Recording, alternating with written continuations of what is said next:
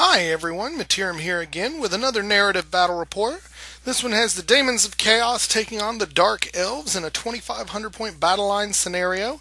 In this one we are doing the 50% Lords and Heroes and kind of going a little crazy with it, so see what you guys think. Malisandra, the Keeper of Secrets, sat upon her throne in the corrupted Grail Chapel she claimed as her lair. Before her, demonettes writhed in pleasure with the most recent knights that King Alphonius had sent as protectors of the chapel. She was euphoric. The power that flowed to her from the corruption of Bretonnia was a heady brew for the foul demon. But she was not so lost in her pleasures that she did not notice the approach of Chiron, one of her most trusted servants. "1,000 pardons, mistress." The herald bowed low before the greater demon. "I have news of the lowlands." "Speak, tamer," Malisandra commanded, using the herald's title. "The forces of the Dark Elves continue to encroach into your territory. It seems as they are seeking areas of great power, presumably to use against you." "And what gains have they made?" "None so far, mistress. My sources tell me that they have attempted to claim a site of ancient power from the beastmen that serve Molgrul, and they were driven off." "Then they are off balance. If they seek to test my power, we shall give them all they desire. Tell the flesh peeler to make ready.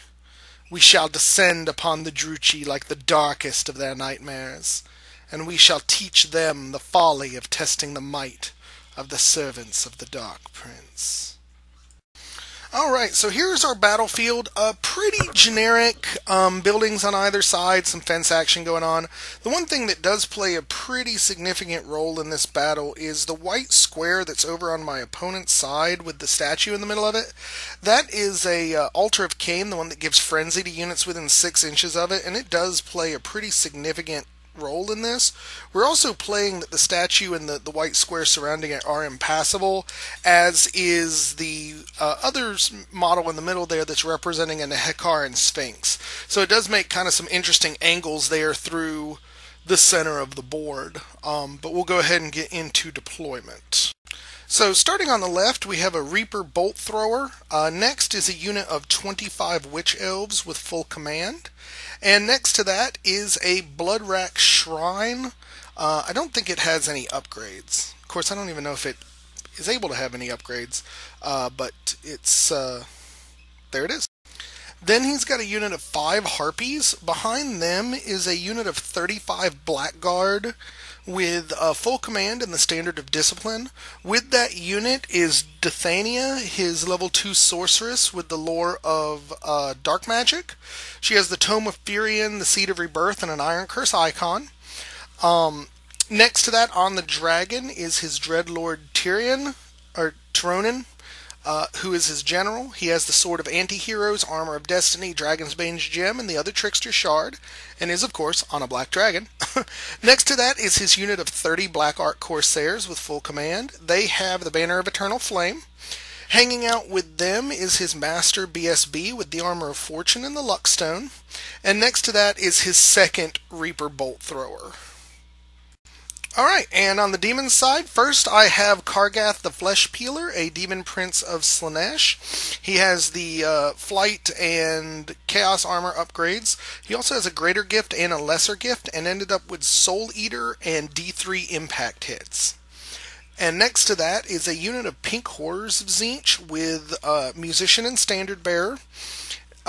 They are level 1 to the lore of Tzeentch, of course, because I chose not to take on Death. Then I have my unit of 40 Daemonettes of Slaanesh with full command. They also have the Lichbone Pennant.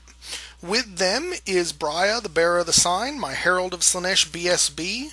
She has the Lash of Despair that she took as her greater gift. Next to that is a Soul Grinder, a Mark Slaanesh. It has the Daemon Bone Claw upgrade and the Baleful Torrent, which is the Flamethrower upgrade. Behind that is Malisandra, my Keeper of Secrets. She is level 4 to the lore of Slaanesh. She ended up getting a Exalted gift, which I got doubly blessed.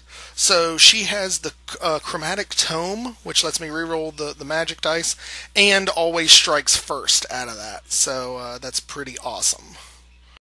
Then we've got 6 Chaos Furies with Mark of Slaanesh, and I know they're supposed to be skirmish because they're flyers, but they die so quick, none of us really care.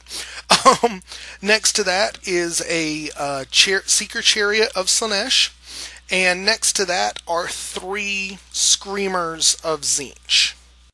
And I didn't get a picture of them early, but this is my 2 bases of Nurglings that scouted out. I actually won first turn, so this is after their turn 1 movement. So we go into the game. Obviously, I get first turn. Can't charge with the Nurglings, but I need that bolt thrower to go away. So I move them up maximum so that it's going to be an auto charge next turn for them to get in. And everything on this side, I move up pretty aggressively. I don't want to essentially force feed him anything, but those Screamers need to get into that other bolt thrower. As with a Greater Demon and a Demon Prince flying around, really that's my biggest fear, is getting shot to death by bolt throwers. So the Soul Grinder moves up, so hopefully I can get in range of that flamethrower shot. Seeker's going up hard on the, or Screamer's going up hard on the flank, and I'm hiding my Furies behind the Sphinx just because it's impassable. Nobody can get to him, and I'm kind of waiting to see where they're going to be best used. And over on this middle, I move up the Daemonettes to stay in line with the Soul Grinder, and I move over Malisandra to be right behind them so I can get some lines of sight for some spells, and just kind of see where she's going to be best used as well. And I put my Pink Horrors in the Observatory. They have the Pink Fire spell, which is the flamethrower type spell, so they're not really going to be terribly useful. Most of this game, I'm just kind of having them hang out here because it gives me a larger footprint from which to throw the Pink Fire. And if he comes in hard with those witches, I'm going to try and roast him. And Kargath runs hard up the flank here. I need to get him into something and just start tearing stuff up. He's totally built for combat, and he just wants to eat some elves at this point, and I can't really blame him for that. And during magic phase, all I managed to do is use the shard spell to take off 2 of the harpies, but they weren't even nice enough to flee from me, because their leader is right there, and they're like leadership 9, 10 with the bonus from the Bloodrack Shrine. It's pretty annoying. So Dark Elf turn 1, Furies go up to chaff up my Daemonettes here. Bloodrack Shrine moves up so that it can use its Turn to Stone Gaze on the Daemonettes. Witch Elves turn to the side a little bit so they can see the Flesh Peeler coming. And his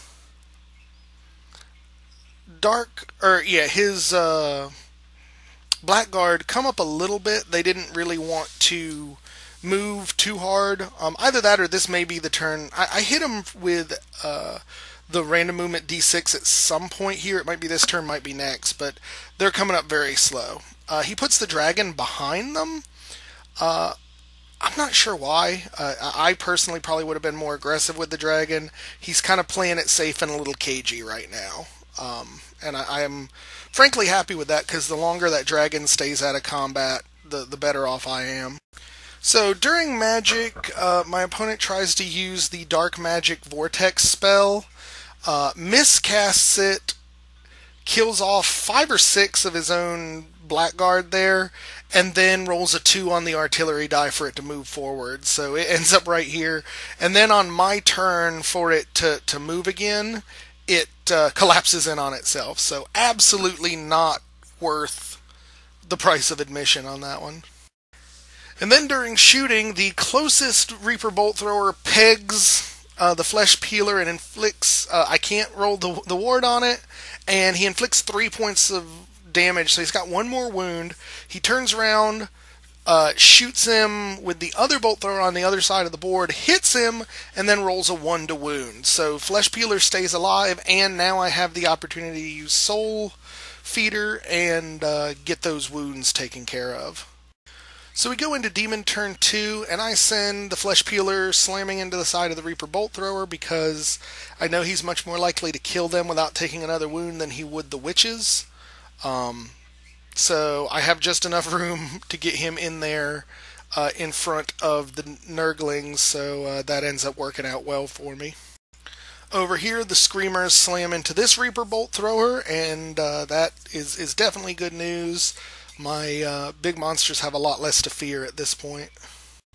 And everything else you see goes like this. I've moved up the Soul Grinder so that it can start flaming some units. I moved everything else off to the side there, and I'm hiding Malisandra behind the Soul Grinder now. I did not charge the Furies with my Daemonets because I don't want to be redirected, and my Herald has the Lash of Slaanesh, so I'm just going to whip those suckers to death and then be free to do as I pretty much need to. So in Magic, I end up getting shards off. I do just a ridiculous number of wounds to these Corsairs, but they end up sticking. They're frenzied because they're right next to the frenzy thing, so no panic there. But that was pretty good, I think. I tried, during shooting, blasting them with the Torrent Gaze from the Soul Grinder, and it fell short. It didn't touch anybody. Sorry for the color-changing pictures. I keep closing the flash on my camera, and so when I leave it closed, it ends up taking these yellowish pictures because it's drawing off of the yellow incandescent lights in the room. But of course, the 2d6 strength 4 wounds just absolutely kill those last 3 heralds, and my guys are open here.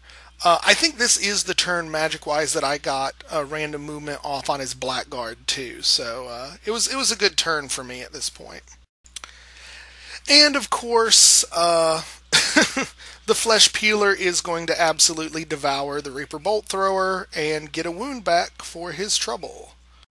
On this side, the Screamers kill the other Reaper Bolt Thrower, and I overrun so that they would no longer be in the front arc of the Corsairs, and they kindly stop a couple inches from the edge of the board.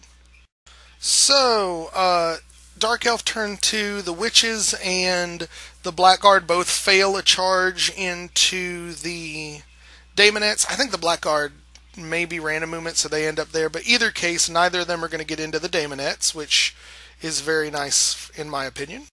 But then over here, the Bloodrack Shrine and the remaining Corsairs with his BSB slam into the front of the Soul Grinder, so that's decidedly less good. And on this flank, his Dreadlord on a Dragon fails a charge into the front of my Seeker Chariot here, and he rolls just absolutely terribly and stops in front of the statue, so he basically went nowhere. And so here during Magic, he gets a Magic Missile off on the Daemonets, but this turn I have a 4-up ward because of the Reign of Chaos table. With the Lichbone Penance, a 3-up ward versus Magic, so he kills 1 Daemonet on the spell. So, combat goes well for the Dark Elves here between, I think I lose this combat, and between taking a couple of wounds and losing the combat, I'm taking 3 wounds altogether here. Or maybe, no, he did 3 wounds to me, but I killed enough elves, so I do think I won this combat, but I have taken 3 out of 6 wounds, which is not good. So, Demon turn 3, I slam my Exalted Chariot into the side of his Corsairs here. You can see, because this is after all the movements resolved, I also moved up the the Furies to chaff up his dragon so he can't come in really on the flank of that chariot at the moment.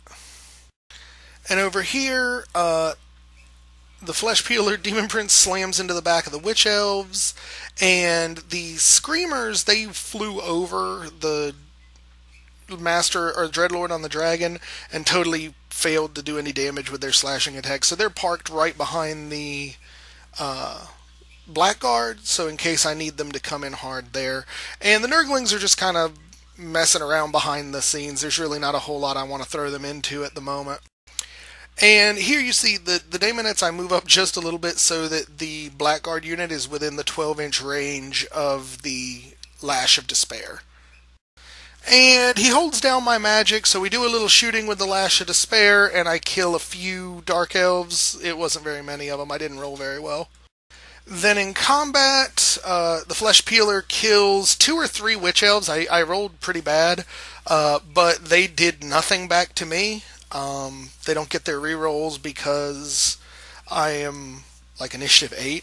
And so I do a little damage, they hold, and I heal a wound. However, the fight in the middle is not going well. I guess it's sort of going well.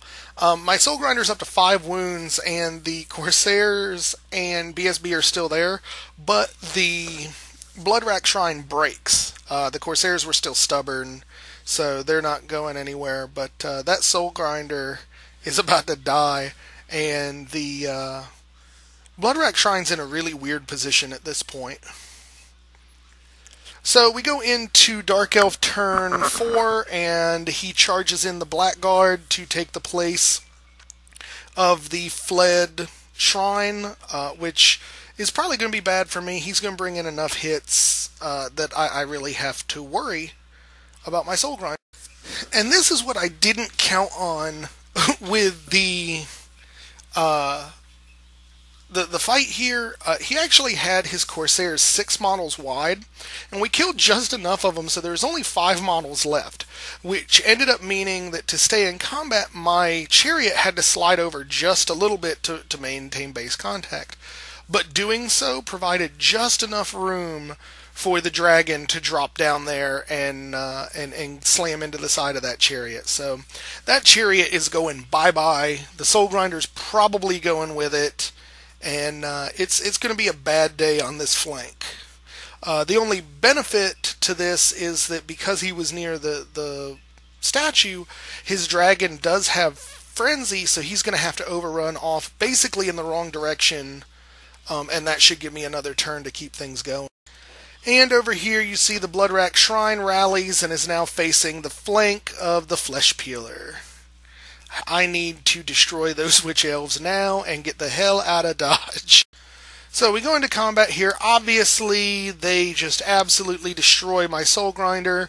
The Blackguard, who are frenzied, have to overrun and slam into the front of my Daemonettes. The 2 remaining members of the Corsairs and the BSB turn around to face Malisandra. Who I had actually, I didn't show this. I, like 2 turns ago, had run her basically between his unit and the statue so that nobody could get to her. And I think I popped Kako off at some point and did some annoying damage to some folks. And I'm sorry, this is actually my next turn. It looks like I skipped a turn or so. Or not skipped a whole turn, but I missed a couple pictures. But,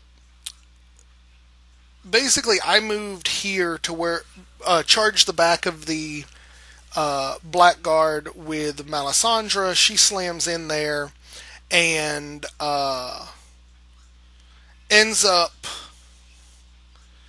getting Kako off at this point. So she did a bunch of damage and got a whole bunch more Daemonettes there.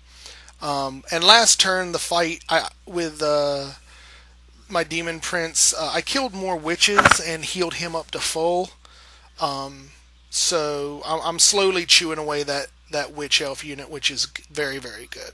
So then after I pop the Bubble Kako, we go into combat. The Demon Prince ends up beating a heck of a lot of witches up. They break. I run them down and end up within a couple of inches of this fight. I don't quite roll high enough to get into it. And then when we handle this fight, because he's Kako'd, he's always strikes last, so Malisandra and the Demonettes are still always strikes first, and I just ate them. I killed them to a man except for the Wizardess, and she broke and got ran down. And at this point, my opponent just decided he was didn't have much more to go for here and threw in the towel. And so here is just a final look at the board. Ignore those Blackguard in the bottom right corner. They're not really there. That's just his dead pile. But he's pretty much got the Corsairs were all dead except for like 2 guys as well. Oh, and the BSB was killed by that Kako, so he lost a lot. So I could see, and there's still a hell of a lot of demons on the board. As the ship lowered its plank, Tronin felt like he was coming out of his skin. He knew that his mistress, Talandris, hated the Keeper of Secrets, and for him to actually face her and not bring victory or die in the attempt would not bring pleasure to the sorceress at all. His dragon, Malandrak, sat behind him just staring, as if he could sense his rider's nervousness.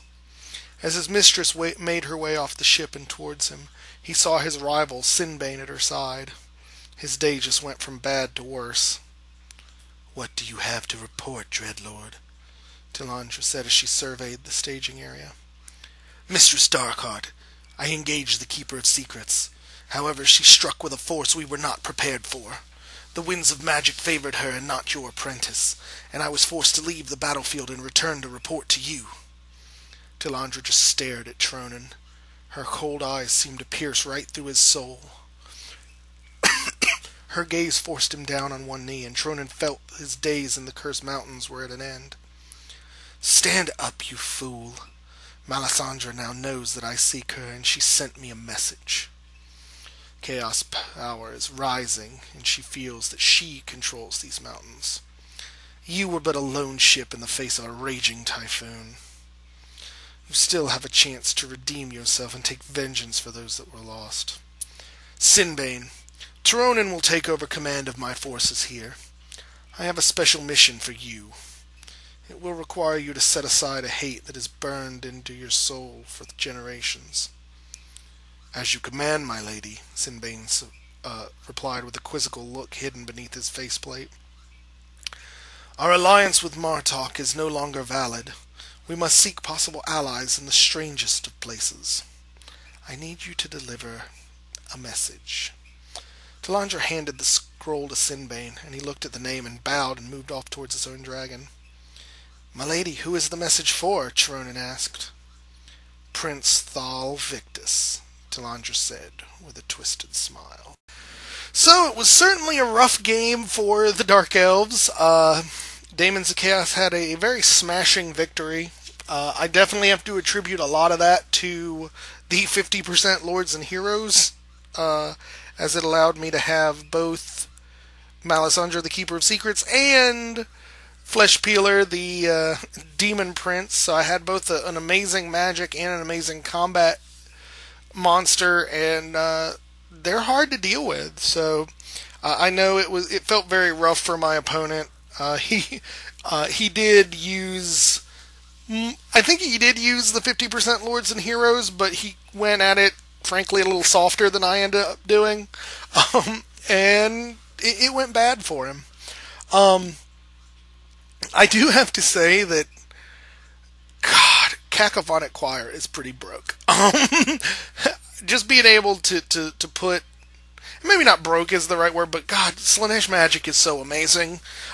Just the control it gives you over the movement phase, and being able to just bubble cack when you need to, and add that to the fact that everything in the freaking army book, Slaanesh-wise, is so fast. I mean, all the monsters are speed 10, Chariot speed 10, even the Daemonites are like the slowest thing in the army, and they're speed 6, so you just get a lot of movement, and if you can get some of those spells that give random movement to your opponent off, you pretty much just totally jack their chances. So, all in all, it was a pretty good game.